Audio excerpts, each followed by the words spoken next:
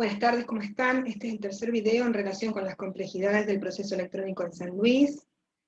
Estos videos y este trabajo, este reporte lo estamos realizando con la doctora Erika Pucciarelli, quien suscribe a Adela Pérez del Viso, abogada en ejercicio en San Luis. Comienzo en este tercer video, la utilización del sistema para realizar macrocontroles estadísticos con el sistema electrónico de San Luis, como también una cosa que se llama una reglamentación, que se llama Guía de Evidencias Digitales, de la toma de muestras, preservación de evidencias digitales. En cuanto a los macrocontroles estadísticos, en primer lugar, estos controles no se hacen siempre. En realidad es algo que está disponible debido a la interactividad, a la intermedia que corresponde a este sistema electrónico, y depende de que lo pida un juzgado, o a veces ha pasado que lo han pedido personas particulares al Superior Tribunal y se lo han concedido. Son informes detallados e interactivos que pueden pedir los interesados.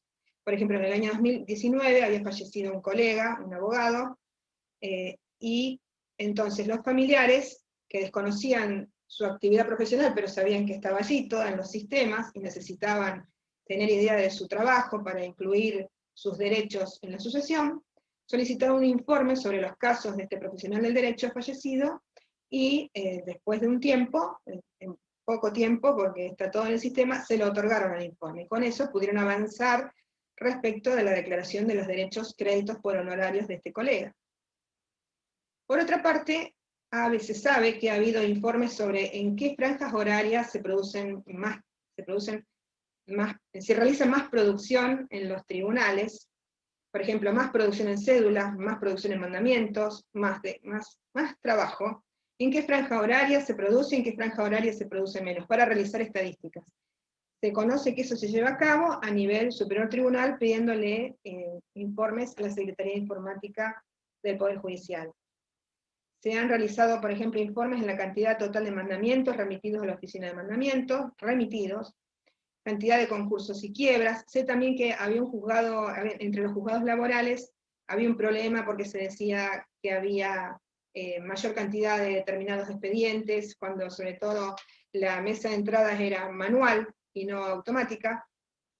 Entonces, uno de los juzgados laborales, en una circunscripción, solicitó informe a Secretaría de Informática acerca de qué cantidad habían entrado en un determinado mes de expedientes laborales en un juzgado laboral y en el otro, para controlar la cuestión de que fuera perfectamente, que no hubiera ningún tipo de variación manual acerca de qué expediente entraba en un juzgado laboral u otro. Hoy en día, el sistema es automático para las entradas de los expedientes, así que yo creo que esa discusión está zanjada. La cantidad de concursos y quiebras ingresados en los juzgados civiles y comerciales en un determinado periodo. Se han hecho también informes sobre el tiempo promedio de duración de expedientes del fuero laboral en los años 2017, 2018, 2019. Recordemos que el fuero laboral fue el primero en el cual se instaló y se hizo obligatorio el expediente electrónico, primero empezando con las cédulas, después, recuerdo bien, eran los decretos, estaban en formato electrónico, pero los escritos, los abogados los podíamos presentar en papel, después ya podíamos presentarlo en papel o electrónico, y después directamente fue obligatorio presentar los escritos en forma electrónica. Ese fue el caminito en el Poder Judicial Laboral en San Luis. Entonces como que está más maduro el tema en el fuero laboral. Entonces hicieron informes sobre el tiempo promedio de duración de expedientes del fuero laboral. Como vemos, un sistema integrado con hipervínculos, permite realizar macrocontroles estadísticos de toda la provincia y de todas las circunscripciones del Poder Judicial. También se han controlado la cantidad de casos ingresados al juzgado de familia con discriminación de los casos de violencia familiar. Ahora pasamos al tema guía de procedimientos para recolección de muestra, transporte y preservación de evidencia digital. Esta es una guía que se ha dictado mediante un acuerdo. Empezó siendo un informe con una propuesta de la Procuración General de la Provincia de San Luis en febrero del 2020, y ya en plena pandemia, en abril del 2020, se dictó el acuerdo 205 del Superior Tribunal de San Luis, que ya estableció esta guía de procedimientos, que es mayormente refiere al ámbito criminal y contravencional. Pero en realidad yo pienso que tiene tan buenos principios que tendría que ser aplicado a otras áreas del derecho. Establece un protocolo obligatorio para los departamentos de investigaciones de delitos complejos del Poder Judicial de la provincia en relación con la evidencia digital. Establece sugerencias en cuanto a las secuencias de la extracción de evidencia digital y el manejo de esa evidencia en forma cronológica y secuencial. Su finalidad, obviamente, es incrementar esa formalidad, la seguridad, y que después esa prueba pueda ser utilizada para fundamento de sentencias.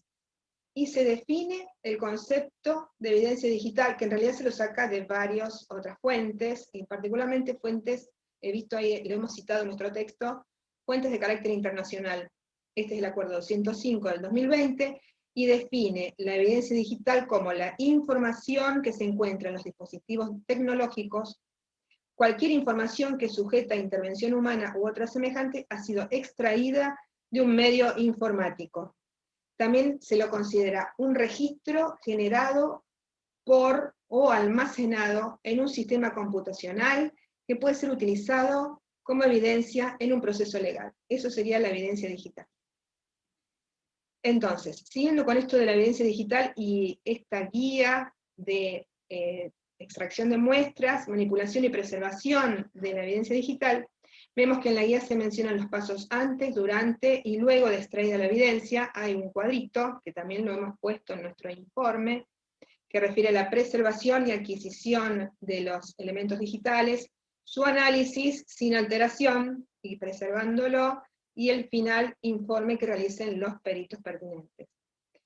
Como les decía, no existe la misma guía o no existen las mismas normas en relación con los procesos civiles y laborales. Entonces, nosotros en nuestro informe con la doctora Pucciarelli contamos varios casos de expedientes laborales donde los colegas ofrecen prueba que consiste en un pendrive, donde traen supuestamente lo extraído de unas cámaras que estaban en el frente del lugar de trabajo, y a mí me ha pasado que traen ese tipo de cámaras, o supuestamente las cámaras, o lo grabado por las cámaras, que abajo tienen una hora, pero la hora no está certificada por ningún escribano, que en realidad debe ser certificado no a posteriori, sino con sus debidos recaudos para que no sea manipulada esa hora. En definitiva, nos da serias dudas acerca de la validez de ese tipo de pruebas, que lo hemos visto varias de ellas. Todavía no, yo he estado investigando, le he preguntado a varios jueces, y además conozco casos de primera mano. No contamos con resoluciones concretas que nos digan. Lo que sí sé, sí conozco de primera mano, es que en cada caso ha sido desconocida esa prueba, y la parte que lo ha ofrecido tiene que producir una pericial informática. La pericial informática, una de las cosas que hay que observar en materia laboral es la contemporaneidad entre lo que mencionan esas grabaciones con la supuesta causal de despido, por ejemplo. Y esa es una de las que son todas cosas que no están certificadas, ni definidas, ni analizadas, y mucho me temo que si no existe este tipo de guías, va a haber diversos pronunciamientos en distintos sentidos, lo cual va a generar y genera inseguridad, porque uno no sabe bien, en definitiva, qué adelantarle al cliente acerca del resultado de ese tipo de pruebas. Eso es por ahora, y además eso en realidad no tiene que ver con el sistema informático de San Luis, sino el tratamiento de pruebas informáticas, que es una situación que debe estar pasando por todo el país, ese tipo de planteos. Muchas gracias.